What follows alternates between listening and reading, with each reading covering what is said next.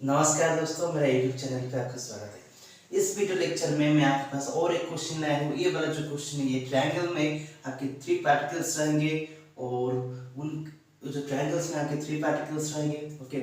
और जो 3 पार्टिकल्स रहेंगे, उस 3 पार्टिकल की जो मोशन होगा, तो पहले हम क्वेश्चन पढ़ लेते हैं, उसके बारे में डिस्कशन करेंगे, okay. Three particles A, B and C are situated at the vertices of an equilateral triangle ABC। देखिए आपका एक इक्विलेटरल ट्रायंगल है। एक इक्विलेटरल का ट्रायंगल का मतलब होता है उसकी जो 3 साइड्स है उसकी लेंथ सेम रहेगा और उसके साथ साथ ये जो एंगल्स होगी, तीनों एंगल्स सेम रहेंगे, ओके। तीनों एंगल्स सेम रहेंगे। अगर तीनों एंगल सेम रहता है, क्योंकि तीनों एंगल्स का सम 180 डिग्री रहता है और तीनों एंगल सेम रहेगी, तो यानी कि वन एंगल 60 डिग्री बन जाएगा, ओके।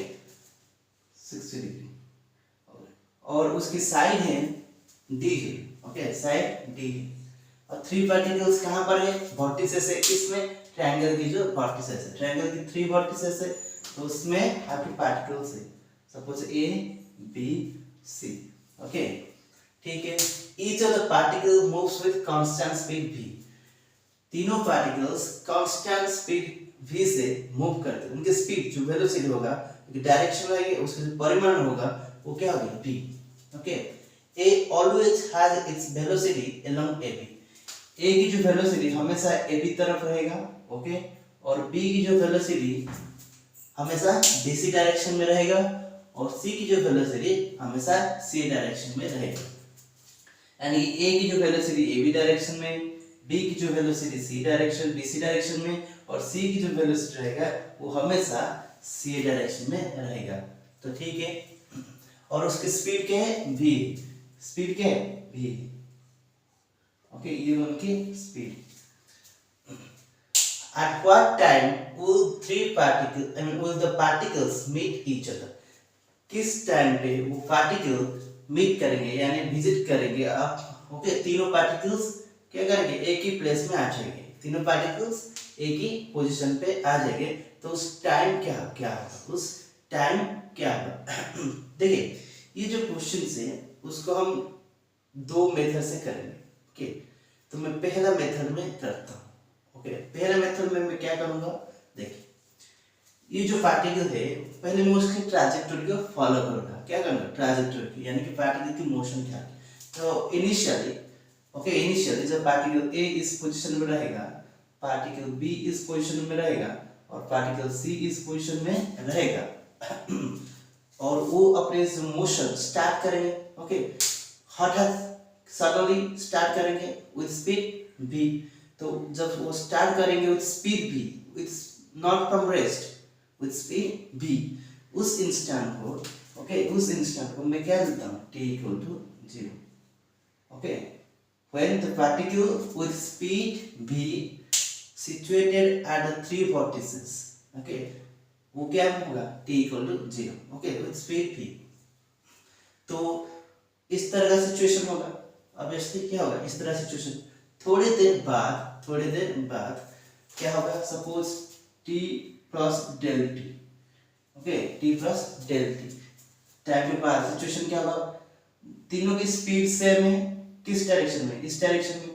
यानी कि अगर सेम टाइम के बाद, डेल t के बाद, वो सेम डिस्टेंस इस पॉइंट से इस point, okay, same distance travel करेंगे। क्या करेंगे? Same distance. तो ये किस दिशा में? Same distance. ये वाला क्या होगा? सेम होगा। ये वाला क्या होगा? सेम होगा, ओके। अभी मैं क्या करता हूँ? ये जो 3 पॉइंट्स होगा उनको मैं ज्वाइन करता हूँ। क्या करूँगा? ज्वाइन करूँगा, ओके। और ये जो 3 पॉइंट्स होगा मैं क्या करूँगा? ज्वाइन करूँगा, ओके। और ये जो होगा मैं उसको ज्वाइन करूँगा। देखिए ये जो साइड्स बनेगी, ये जो साइड बनेगी उसकी भी लेंथ सेम रहेगी, क्योंकि ये तीनों देखिए आइडेंटिकल है, तीनों आइडेंटिकल है, ओके। तीनों आइडेंटिकल है क्योंकि देखिए तीनों की जो पॉइंट है, ओके, अगर उस तीनों की पॉइंट आपकी क्या है? आइडेंटिकल पोजीशन में है, ओके। तो उस तीनों साइड में अगर आप देखोगे ये जो लेंथ होगा वो सेम होगा। हाँ, और ये आपकी इक्विलेटरल ट्रायंगल होगा और जिसकी सेंट्रोइड ओके। सेंट्रोइड का मतलब क्या होता है, एक ट्रायंगल का सेंट्रोइड क्या होता है। देखिए ये एक ट्रायंगल है, मैं इक्विलैटरल ट्रायंगल की बात नहीं कर रहा हूँ, कोई भी ट्रायंगल ओके, ये आपकी ट्रायंगल है। तो इसके सेंट्रोइड क्या होता है, इस पॉइंट से आपकी ये जो पॉइंट होगा ओके, उसकी मीडियन यानी कि मिडिल पॉइंट क्या होगा, मिडिल पॉइंट। तो मिडिल पॉइंट में आप इस लाइन ज्वाइन करोगे ओके। उस तरह का ये आपका वर्टिसेस है, उसकी जो अपोजिट साइड होगा ये होगा, तो उस साइड के जो मिडिल पॉइंट में आप ज्वाइन करोगे ओके। उस तरह का आपका ये वर्टिसेस है, ये एक मिडिल पॉइंट होगा, तो आप क्या करोगे, यहाँ से लेके एक्सिस ज्वाइन करोगे मिडिल पॉइंट। तो ये तीनों जो लाइन होगी एक ही पॉइंट में इंटरसेक्ट करता है, ये जरूर करेगा। और इस पॉइंट को ओके, ये ज्योमेट्रिकल एक फैक्ट है ओके। तो इस पॉइंट को उस ट्रायंगल की सेंट्रोइड कहा जाता है ओके, ये आपको याद रखना चाहिए, ये कोई भी जनरल ट्रायंगल की ओके ठीक। तो इसकी जो सेंट्रोइड होगा, इस ट्रायंगल का सेंट्रोइड और इस ट्रायंगल का अभी जो मैं डॉटेड लाइन के थ्रू बनाया हूँ उसका सेंट्रोइड सेम पॉइंट में होगा, तो मैं उसको O से डिनोट करता हूँ ओके। किससे डिनोट करता हूँ, O से ओके। तो अभी मैं क्या करता हूँ, देखिए अभी इस पार्टिकल की स्पीड क्या होगी, इस डायरेक्शन में होगी, कितना होगी, जितना था, क्योंकि उसके स्पीड में कोई बदलाव नहीं आएगी ओके। और इस पार्टिकल की स्पीड क्या होगी, v होगी, क्योंकि पार्टिकल अभी इस पोजीशन को मैं a प्राइम से डिनोट करता हूँ, और इसको मैं b प्राइम से डिनोट करता हूँ, और इसको मैं c प्राइम से डिनोट करता हूँ। तो हमेशा जो पार्टिकल रहेगा किसको फॉलो करेगा, पार्टिकल जो b प्राइम पे होगा, और पार्टिकल जो c प्राइम पे है वो किसको फॉलो करेगा, पार्टिकल जो a प्राइम पे होगा ओके। तो अभी उनकी जो स्पीड होगी वो क्या रहेगी, v रहेगी, क्या रहेगी v। स्पीड में कोई बदलाव नहीं आएगी ओके, स्पीड में कोई बदलाव नहीं आएगा। अगर मैं और थोड़ी देर बाद जाऊं तो मेरा पार्टी यहाँ पर आ जाएगा, तो ये जो फिगर होगा तो ऑब्वियसली एक इक्विलैटरल ट्रायंगल बनेगा, हमेशा एक इक्विलैटरल ट्रायंगल बनेगा ओके। और इसमें देखिए, इसमें मैं क्या देखूं,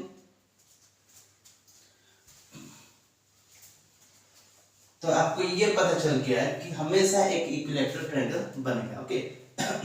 तो मैं कोई भी, तो इक्विलैटरल ट्रायंगल बनेगा, परंतु ये जो लेंथ होगा ना, यानी कि जो ट्रायंगल की जो साइड होगी उसकी लेंथ कम होते जाएगा, क्या हो जाएगा, कम होते जाएगा। देखिए अभी d थी, उससे पहले ये कम हो जाएगा, तो उसके बाद और थोड़ी कम हो जाएगा, तो ये क्या हो जाएगा, कम होके रिड्यूस हो जाएगा जीरो पे रिड्यूस हो जाएगा। कहाँ पर, उस सेंट्रोइड पे, कहाँ पर, सेंट्रोइड पे जीरो पे रिड्यूस हो जाएगा। तो अगर ये हमारा फैक्ट है, मतलब ये हम उनकी मोशन के थ्रू ऑब्जर्व किए हैं ओके। तो क्या होगा, हमेशा एक equilateral triangle okay, at any time okay, any arbitrary time t okay, during their motion. तो उनकी जो पिक्चर होगी, यानी कि उनकी जो पाथ होगी ओके, उनकी जो ट्रैजेक्टरी होगी वो हमेशा एक इक्विलैटरल ट्रायंगल रहेगा, हमेशा ओके। तो हमेशा एक इक्विलैटरल ट्रायंगल रहेगा। हाँ ये हो सकता है कि उनकी जो साइड होगा उसकी लेंथ क्या हो जाएगा, हमेशा एक इक्विलैटरल ट्रायंगल रहेगा, और उनकी जो साइड की जो लेंथ होगा वो d से शुरू होके 0 पे खत्म होगा, क्या होगा, d से शुरू होके 0 से खत्म होगा, और ये उसकी साइड x और इसकी साइड x ओके। तो पार्टिकल आपका इस पोजीशन पे रहेगा, और स्पीड हमेशा क्या होगा, इस तरह का होगा, क्या होगा, इस तरह का ओके। ये हमेशा इस तरह का आपको पार्टिकल किसी भी मोमेंट पे आप ऑब्जर्व करोगे पार्टिकल को, आपको हमेशा इस तरह का पिक्चर देखने को मिलेगा ओके, जहां पर इसकी जो साइड की लेंथ होगा ओके, वो आपको क्या देखने को मिलेगा, 0 और d के अंदर आता है, ठीक है। तो अभी आप देखिए, तो आपकी जो साइड है, यानी कि मैं कोई दो को ले लेता हूँ, इस पार्टिकल और इस पार्टिकल को ले लेता हूँ, तो देखिए जो लेंथ है वो आपका 0 से d तक रिड्यूस होता है ओके। तो इस डायरेक्शन में उनकी कंपोनेंट क्या मैं देखूंगा ओके, इस डायरेक्शन में, तो ये जो होता है ये 60 डिग्री होता है, क्या होता है 60 डिग्री। तो इसका मतलब इस स्पीड का, इस वेलोसिटी का अगर मैं उसको कंपोनेंट फॉर्म में लिखूंगा, ये मेरा एक्सिस बन जाएगा, ओके, और ये मेरा एक्सिस बन जाएगा, ये मेरा दो एक्सिस बन जाएगा। तो इसका कंपोनेंट में देखूंगा तो क्या हो जाएगा, ये v cos 60, ओके, और इसकी जो कंपोनेंट है वर्टिकल होगा क्या होगा, v sin 60, ये हो जाएगा। तो देखिए पार्टिकल की ये जो पार्टिकल है इस वर्टिकल डायरेक्शन को छोड़ दीजिए, ओके, क्योंकि इस जो पार्टिकल की जो स्पीड होगा v sin 60 इस लेंथ को परपेंडिकुलर है, ओके। तो हमको इसका कोई जरूरत नहीं है, हमको देखना है कि अभी इस केस के लिए इस लेंथ के डायरेक्शन में यानी कि इस दिशा में, ओके, इस दिशा में, यह हमारा अभी वन डायमेंशनल प्रॉब्लम हो गया। क्या हो गया, ये वन डायमेंशनल प्रॉब्लम हो गया। जबकि आपकी ये जो पार्टिकल है, ओके, उसकी स्पीड क्या है, v है, और ये जो पार्टिकल है तो उसकी स्पीड क्या है, v cos 60। cos 60 आपका क्या होता है, हाफ होता है v/2, ओके। तो अभी और ये डायमेंशन क्या है, एक से, क्या है, लेंथ एक से, ओके। तो उनकी अगर मैं उनकी, तो ये क्या होगा, ये जो x होगा वो फाइनली क्या होगा, d से 0 हो जाएगा। क्या हो जाएगा, d से 0 हो जाएगा। तो उनको कितना टाइम लगेगा, ओके। अगर यहाँ इसको मैं कैसे कैलकुलेट करूं, सपोज मैं यहाँ पर हूँ, कहाँ पर हूँ, इस पॉइंट में हूँ, मैं ऑब्जर्वर हूँ, ओके, इस पार्टिकल में हूँ, और मैं देख रहा हूँ कि ये जो पार्टिकल मुझे अप्रोच कर रहा है, मुझे अप्रोच कर रहा है, तो उस पार्टिकल मेरे रेस्पेक्ट में, ओके, सपोज ये मेरा पार्टिकल p है और ये q है, तो मैं ऑब्जर्व कर रहा हूँ पार्टिकल q की जो कंपोनेंट होगा, ओके, यानी कि ये वन डायमेंशनल मोशन हो गया with respect to me, with respect to me. मुझे ये कैलकुलेट करना है क्योंकि अभी मैं देख रहा हूँ वो क्या है, मेरे से d डिस्टेंस दूरी पे है। कितना डिस्टेंस, d डिस्टेंस दूरी पे है, और d डिस्टेंस दूरी पे है, और मैं देख रहा हूँ उसकी स्पीड, ओके, मेरे से वो कितना रिलेटिव स्पीड से अप्रोच कर रहा है। तो velocity of q with respect to p क्या होगा, vqp, जो कि क्या है, velocity of q, okay. Suppose ये जो डायरेक्शन है इसको मैं नेगेटिव दे देता, ये मेरा पॉजिटिव एक्स एक्सिस है, ओके। तो ये क्या हो जाएगा, -v, okay, velocity of point q with respect to an observer. तो कोई ऑब्जर्वर है जो कि बाहर आउटसाइड है, ओके। मैं क्या कर रहा हूँ, मेरे रेस्पेक्ट में, p रेस्पेक्ट में मेजर कर रहा हूँ, ओके। पार्टिकल p क्या मेजर करेगा, तो velocity of point q with respect to observer, जो क्वेश्चन पूछा है, यानी जो इस तीनों पार्टिकल की मोशन को ऑब्जर्व कर रहा है, ओके, उसके रेस्पेक्ट में, plus velocity of observer with respect to p। तो ये क्या हो जाएगा, माइनस po, यानी कि पार्टिकल p की, okay, velocity with respect to observer, यानी कि मैं जो क्वेश्चन पूछा है, ओके, वो क्या ऑब्जर्व कर रहा है, वो क्या ऑब्जर्व करेगा, ये वाला ऑब्जर्व करेगा। तो वेलोसिटी ऑफ पार्टिकल q की क्या है, -v, ओके, और p की क्या है, p की क्या होगी, v/2, क्या होगी, v/2।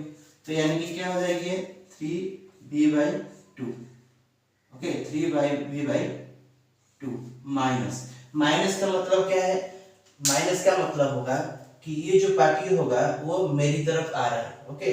क्या माइनस का मतलब है, अगर मैं इसको वेलोसिटी की फॉर्म में लिखूं, velocity of particle with respect to p, तो क्या होगा, -3v/2 x कैप, क्या होगा, x कैप, यानी कि वो क्या कर रहा है, मुझे अप्रोच कर रहा है, ओके।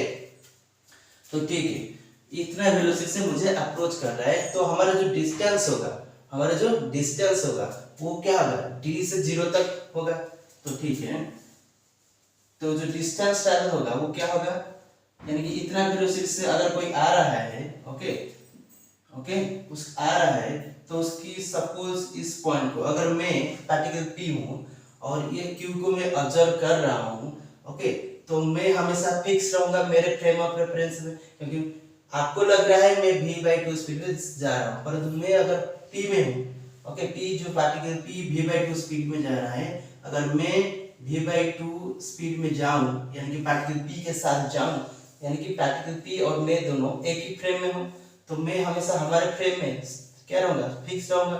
तो ये जो पार्टिकल होगा उसकी कोऑर्डिनेट क्या होगी,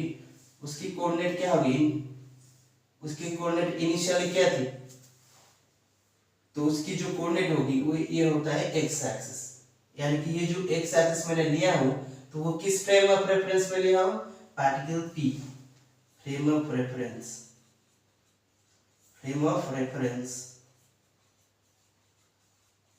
ऑफ पार्टिकल पी। ओके, ये आपके जो ऑब्जर्वर है उसके फ्रेम ऑफ रेफरेंस में नहीं, particle P. Okay, frame of reference of particle P, इस फ्रेम ऑफ रेफरेंस में ये सारी चीज मैं कर रहा हूं। ओके, तो उस फ्रेम में पार्टिकल क्यू की स्पीड क्या है, इतना है। ओके, तो उसको कितना टाइम लगेगा मेरे पास आने के लिए, यानी कि इसकी कोऑर्डिनेट इनिशियल क्या थी, डी थी, और मेरे पास जब आ जाएगी तो क्या आ जाएगी, जीरो हो जाएगी। ओके, यानी कि जो चेंज इन डिस्प्लेसमेंट होगा पार्टिकल की वो मुझे पता है, वो मुझे पता है, वो क्या होगा, पार्टिकल क्यू की जो वेलोसिटी इनटू कितना टाइम लगेगा, कितना टाइम लगेगा। तो मुझे पूछा है क्वेश्चन में कितना टाइम लगेगा, कितना टाइम लगेगा, तो कितना टाइम लगेगा, जो टाइम लगेगा वो क्या होगा, पार्टिकल एस की डिस्प्लेसमेंट तो इनिशियली कहां पर थी, डी डिस्टेंस पे थी, कहां पर थी, डी पे थी। ओके, एक्स कैप, तो फाइनली कहां होगा, जीरो पे होगा, क्या होगा, जीरो पे, minus zero. Okay, divided by velocity क्या है, वेलोसिटी उसकी क्या है, v क्यू पी, कितना है, v क्यू पी, तो v क्यू पी हम कैलकुलेट करेंगे 3/v/2, सॉरी ये क्या हो जाएगा, 5 चेंज इन डिस्प्लेसमेंट, तो final minus initial, final zero पे होगा, इनिशियल कितना था, d पे होगा। ओके, तो अगर इसको मैं कैलकुलेट करूं तो मुझे क्या मिलता है, del t equal to 2d/3v, 2d/3v, यानी कि पार्टिकल, दोनों पार्टिकल एक ही पोजीशन पे आ जाएगी। इसका मतलब ये तीनों पार्टिकल, ये पार्टिकल इस पोजीशन, इस तीनों पार्टिकल एक ही पोजीशन में आ जाएगी, यानी कि इस पॉइंट पे आ जाएगी। ओके, सेंटर पे आ जाएगी, तो कितना वक्त लगेगा, 2d/3, कितना वक्त लगेगा, 2d/3। तो ये था एक मेथड 1 के बारे में बताया आपको, बहुत सिंपल है। अगर इसको मैं आपको इसका मतलब जो क्या बोलते हैं उसको, ये तो पूरी तरह हो गया, फॉर्मल हो गया, फॉर्मेलिटी में। ओके, ऐसे भी आपको बता सकता हूँ, क्योंकि दोनों पार्टिकल, देखिए दोनों पार्टिकल की स्पीड क्या है, वेलोसिटी क्या है, अपोजिट दिशा में, तो क्या हो जाएगा, उनका रिलेटिव वेलोसिटी एडिशन हो जाएगी, v/2 प्लस d क्या हो जाएगी, 3v/2/2, 3v/2, और उनके बीच में जो डिस्टेंस क्या है, d है, तो ऑब्वियसली जो टाइम होगा क्या है, टाइम होगा क्या होगा, डिस्टेंस d/3v/2। परंतु ये तो हो गया, वो तो आराम से हो जाएगी, ज्यादा वक्त नहीं लगेगा। ये क्वेश्चन को अगर आप सॉल्व करोगे तो कोई एग्जाम में तो ज्यादा वक्त नहीं लगेगा, परंतु मेरा जो काम था, मैं आपको इस क्वेश्चन के बारे में समझाने के लिए इसको मैंने फॉर्मेलिटी मेंटेन किया। ओके, तो ये था मेथड 1। तो मेथड 2 के बारे में हम देखेंगे। ओके, वो जो मेथड 2 है इससे भी आसान है, इससे भी आसान है, तो देखते हैं उसको। तो में क्या होता है, आपको इससे पता चल गया है कि जो पार्टिकल की जो ट्रैजेक्टोरी होगी तीनों पार्टिकल की, वो फाइनली आके कहां पर मर्ज करेंगी, यानी किस पॉइंट पे विजिट करेंगी, जो ट्रायंगल होगा उसकी सेंट्रोइड पे, ट्रायंगल होगा उसकी सेंट्रोइड में, यानी कि तीनों पार्टिकल्स की जो मोशन होगा, तीनों पार्टिकल्स की जो मोशन होगा वो इंडिपेंडेंट का मतलब क्या होता है हम कंसीडर करेंगे कि जो तीनों पार्टिकल के बीच में कोई फोर्स नहीं है, यानी कि तीनों पार्टिकल अपने आप को कोई फोर्स नहीं दे रहे हैं, कोई फोर्स नहीं दे रहे हैं, यानी कि उनकी जो इंटरेक्शन होगी, ओके, उनके जो बीच में इंटरेक्शन होगा वो नहीं होगा। ओके, आपको पास ये वाला पिक्चर देखने को मिलेगा। तो ठीक है, ये जो पार्टिकल्स होगा वो पार्टिकल क्या करेगी, इस पॉइंट में आएगी, किस पॉइंट में, इस पॉइंट में, ये पार्टिकल भी इस पॉइंट में आएगी और ये पार्टिकल्स भी इस पॉइंट में आएगी। तो ठीक है, इस पॉइंट में आएगी, तो ये क्या होता है, ट्रायंगल के सेंट्रोइड होता है, क्या होता है, सेंट्रोइड। तो देखिए जो ट्रायंगल के सेंट्रोइड होता है, मैं इस पार्टिकल को ले लेता हूँ, किस पार्टिकल, डी, क्योंकि तीनों का मोशन आइडेंटिकल है। ओके, इस पार्टिकल की ले लेता हूँ, तो ये पार्टिकल क्या करेगी, फाइनली इस पोजीशन पे आ जाएगी, क्या पोजीशन, सेंट्रोइड पे। तो सेंट्रोइड पे जो सेंट्रोइड होता है वो क्या होता है, ये जो रेशियो होता है वो 2:1 होता है, क्या होता है, 2:1 होता है। तो यानी कि ये जो टोटल लेंथ होगा वो आपका टोटल जो लेंथ होगा, ये आपका सेंट्रोइड होगा मिडिल पॉइंट, तो मिडिल पॉइंट सेंट्रॉइड और ये वाला जो पॉइंट होगा, ओके, ये तीनों पॉइंट जो हो गए इस लाइन में सी इस लाइन में इसको 2:1 रेशियो में डिवाइड करता है। ओके, ये होता है ट्रायंगल का सिंपल ज्योमेट्रिकल फैक्ट। ओके, तो इस रूल से हमको ये पता कर सकते हैं क्योंकि जो हाइट होगा वो क्या होगा √3/2 और इसकी डिस्टेंस क्या है d, यानी कि ट्रायंगल की साइड की लेंथ। ओके, तो ये आपका हाइट है, टोटल हाइट है, तो टोटल हाइट का आपको इतना पोर्शन चाहिए यानी कि BC पोर्शन चाहिए। तो BC, ओके, जो BC होगा डिवाइडेड बाय टोटल पोर्शन जो कि हाइट एज आपका क्या होगा, BC आपका 2 पार्ट्स है। ओके, टोटल पार्ट्स क्या है 2 + 1 3, यानी कि आपका जो BC होगा वो क्या होगा 2/3, आपकी हाइट क्या है √3/2 d। अगर मैं इसको कैलकुलेट करूं तो मुझे क्या मिलेगा d/√3 वो क्या होगा BC होगा, क्या होगा BC। तो जो BC होगा मेरा क्या होगा d/√3, क्या होगा d/√3। अभी मैं क्या करूं, ये BC मुझे मिल गया तो मुझे पता है अगर इसका स्पीड हमेशा v रहता है, हमेशा स्पीड v रहता है, और ये जो एंगल होगा टोटल एंगल आपका कितना है 60 डिग्री है, तो ये जो हाफ एंगल होगा ये आपका हाफ क्यों होगा, क्योंकि ये जो इस पॉइंट से इसकी जो मिडिल पॉइंट में जो मीडियन है आपका, ओके, मीडियन है, तो मीडियन आप इस एंगल को बाइसेक्ट करता है, यानी कि दो सेम हिस्सों में डिवाइड करता है। ओके, तो ये क्या हो जाएगी 30 डिग्री हो जाएगी, क्या हो जाएगी 30 डिग्री। तो ये आपके जो b होता है ये cos 30 होता है, क्या होता है cos 30, b cos 30, यानी कि पार्टिकल b का हमेशा v cos 30 कंपोनेंट आपको दिखने को मिलेगा। ओके, किस दिशा में, सेंट्रॉइड की डायरेक्शन में हमेशा। ओके, तो v cos थीटा यानी कि कितना होता है √3/2 v। तो ये जो स्पीड पार्टिकल की आपको किस दिशा में देखने को मिलेगा टुवर्ड्स सेंट्रॉइड आपको हमेशा।